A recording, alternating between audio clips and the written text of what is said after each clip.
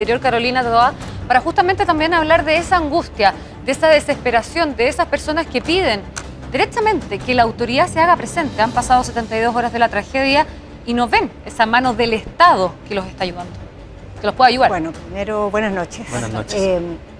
Naturalmente, las personas están viviendo una situación muy extrema, muy dura, y es totalmente comprensible que necesiten mayor presencia, que necesiten certeza, que necesiten resolver los problemas.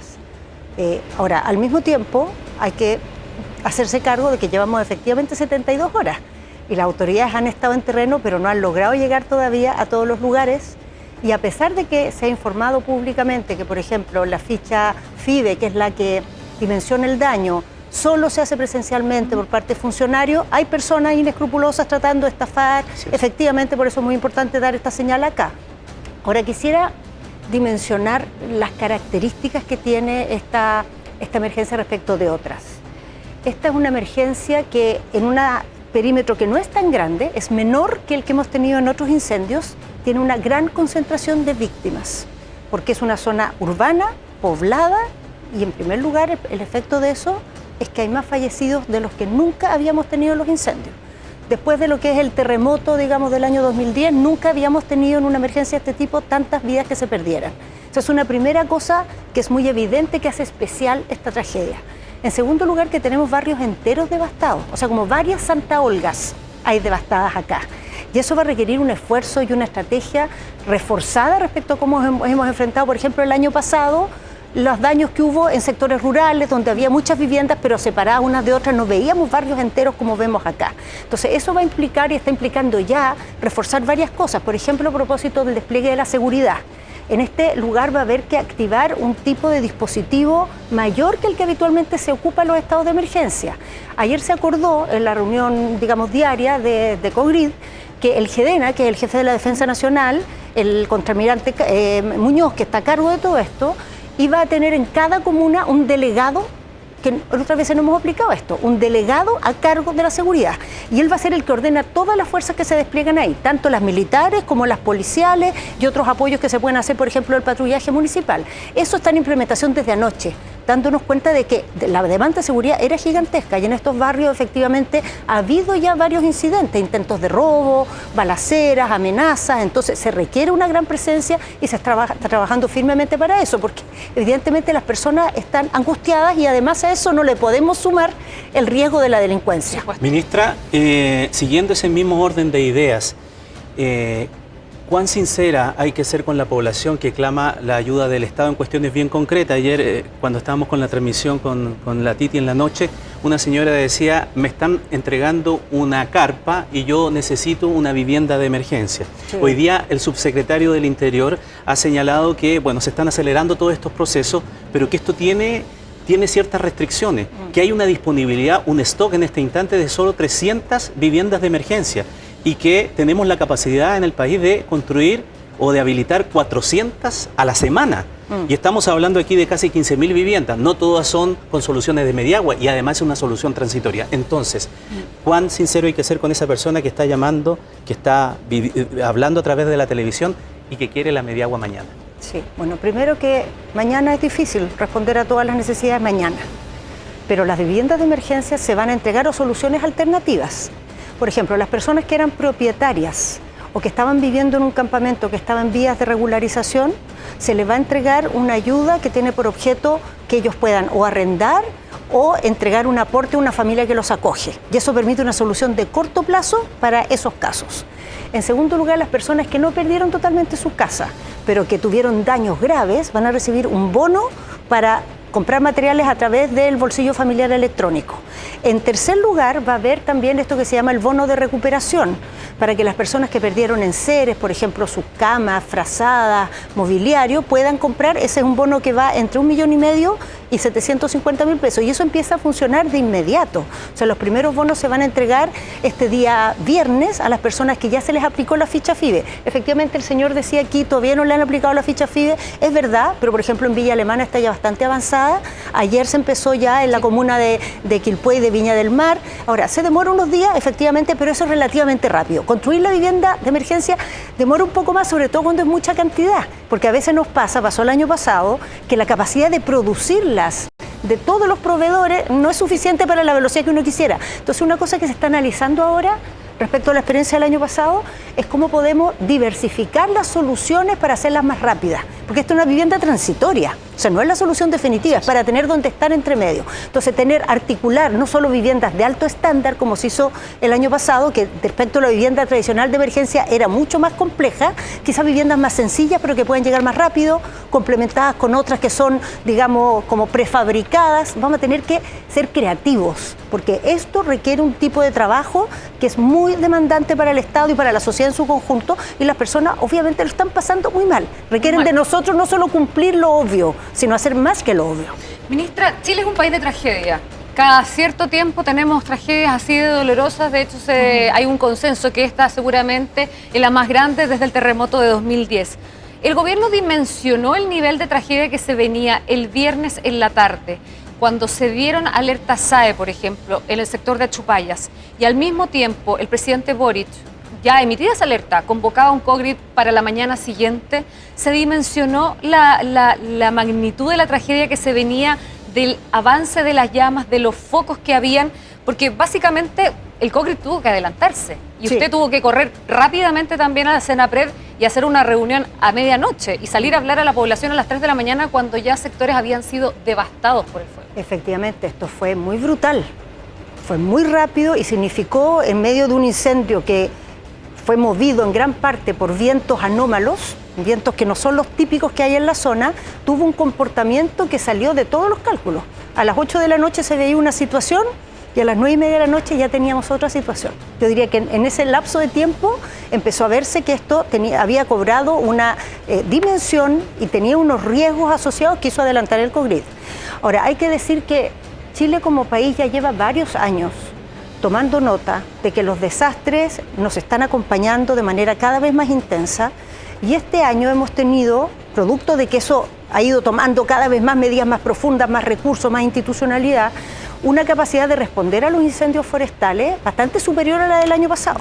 Este año las condiciones desde el punto de vista del riesgo de estos incendios, por la temperatura, por el viento, han sido incluso peores que el año pasado, y especialmente han sido peores desde el punto de vista del combustible, o sea, el material que se prende, porque fue un año muy lluvioso. Pese a eso, la cantidad de hectáreas que se han incendiado es mucho más baja, es 7 veces más baja. O sea, pero la cantidad de muertos pareciera que va a ser peor. Que eso es lo que sucede, porque efectivamente se ha logrado acotar la cantidad de hectáreas, 7 veces menos, con condiciones peores, pero se instaló un incendio en medio de una zona altamente poblada con este comportamiento tan agresivo, y nos tiene hasta el día de hoy sin poder ni siquiera decir cuántas son las víctimas fatales y menos aún las viviendas. Efectivamente todavía no tenemos esos datos. Hoy día quizá el primer día en que podemos levantar un poco más de información para poder dimensionar cuántas son las viviendas perdidas y las que están dañadas. Ministra, el sábado, cuando usted compareció en uno de los puntos de prensa, yo recuerdo perfectamente que hizo la distinción entre alertas de evacuación preventivas y de emergencia. Sí. Yo quiero preguntarle, el día de la tragedia, cuando comenzó esta trágica historia, ¿qué tipo de alertas se dieron? Porque la gente no alcanzó a salir de sus casas. Son alertas de emergencia, o sea, es una alerta que indica que el fuego se está acercando y que hay riesgo para las personas. ¿Por qué no alcanzaron a arrancar? Bueno, es parte de lo que tenemos que estudiar. Hoy día tomamos contacto con la Organización de la Unión Europea, porque a través de su oficina de colaboración en temas de desastre le hemos solicitado a ellos que nos hagan un informe técnico externo para ver si hubo alguna falla aquí en el sistema de alerta. En los lugares que se han recorrido, muchas autoridades han estado en terreno y bueno, hemos recibido reportes públicos. Lo que escuchamos habitualmente es: recibimos la alerta SAE, pero o no alcanzamos a huir o decidimos no huir porque no veíamos un riesgo inminente. El fuego se movió tan rápido que a veces llegaba la alerta SAE, tú mirabas y no parecía que el fuego estuviera cerca, pero el fuego llegó esa noche a avanzar a una velocidad incluso de 10 kilómetros por hora.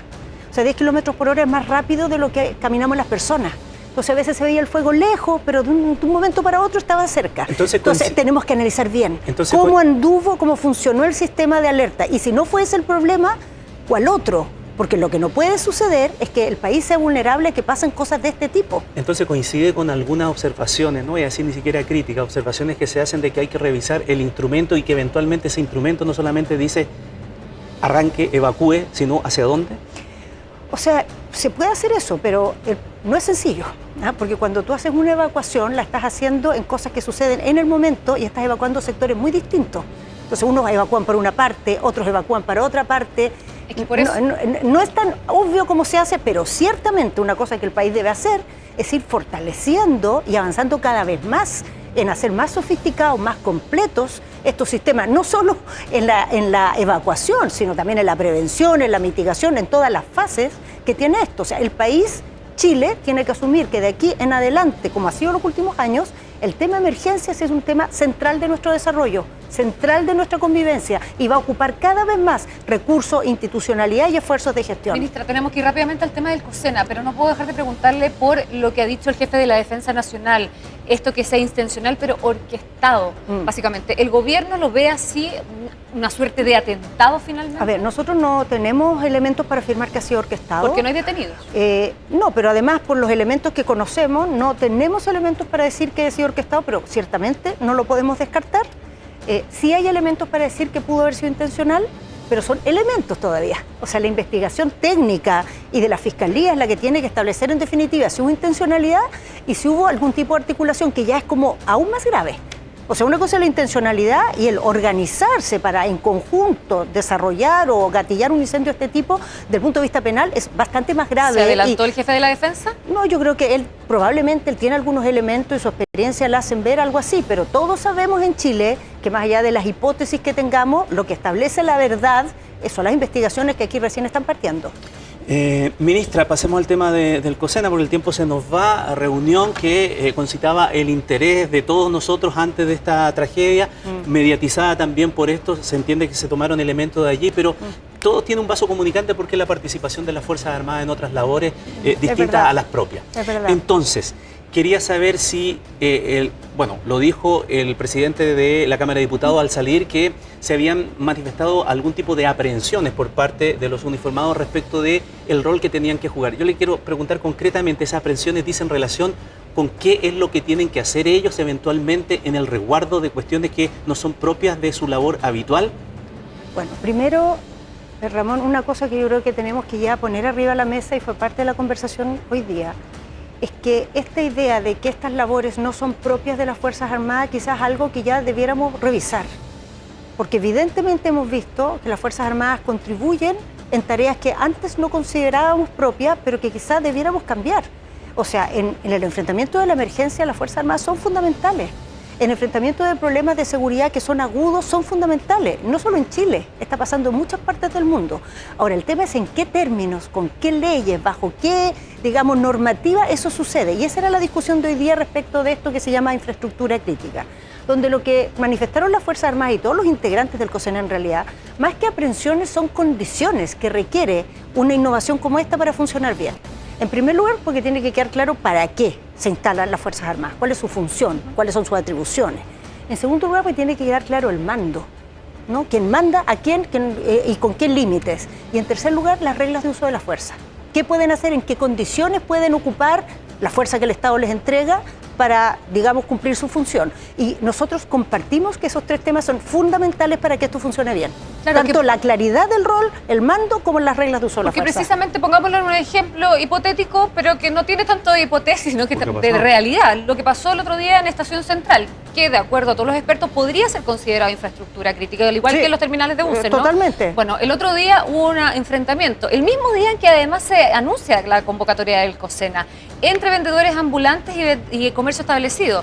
Ahí las Fuerzas Armadas podrían accionar. ¿Qué tendría que hacer? ¿Qué esperaría la autoridad política que hicieran los militares en ese momento? Sí, bueno, primero, cuando están los militares, eso no quiere decir que no estén los carabineros. Están los militares y están al mando. En ese perímetro también pueden actuar las policías, pero bajo el mando de los militares. Eso es primera cosa. Segunda cosa, cuando se despliegan las Fuerzas Armadas, en general, en todas estas situaciones, por ejemplo, en el norte, en la macrozona sur, se despliegan con su armamento, pero también con algunos otros elementos disuasivos que son de menos impacto, que pueden utilizar. Y ciertamente en una situación de ese tipo pueden actuar. Ahora, ¿cómo es prudente actuar? Ahí es donde entran las reglas de uso de la fuerza. Obviamente no disparas con un fusil de guerra a matar por una cosa de ese tipo, pero tienes que actuar. Actúas directamente o con los carabineros, depende de las circunstancias. Esas son las cosas que las reglas de uso de la fuerza tienen que desarrollar. Pero lo más importante de todo, y lo que uno logra con medidas como esta, lo que se ha logrado en Europa, por ejemplo, con despliegues similares, esta institucionalidad de infraestructura crítica está bastante desarrollada en esos países que son democracias maduras, que tienen un sistema de garantías constitucionales bien sólido. En ese sentido podemos tener tranquilidad que no vamos a ir a ninguna aventura temeraria. ¿Qué es lo que se logra ahí? Que la presencia militar transforma estos lugares en lugares seguros. Son lugares donde tiene un efecto disuasivo muy fuerte, donde está muy presente el Estado con toda su fuerza y el descontrol o ciertas situaciones abusivas que de alguna manera se naturalizan en estos lugares tienen un cambio muy fundamental cuando el Estado dice esto es una infraestructura crítica donde las personas tienen derecho a estar en paz y vamos a poner toda nuestra fuerza para asegurarlo. Ministra, una última pregunta, escapando de estos dos temas, pero que es algo que todavía está pendiente, que queríamos escuchar. ¿Puedo decir algo antes? ¿Sí? Porque es muy importante, que dentro de las cosas que se hablaron hoy, además de las condiciones para que esto funcione, se dijeron dos cosas que son vitales. Una, que esta es una estrategia que contribuye dentro de un marco más amplio.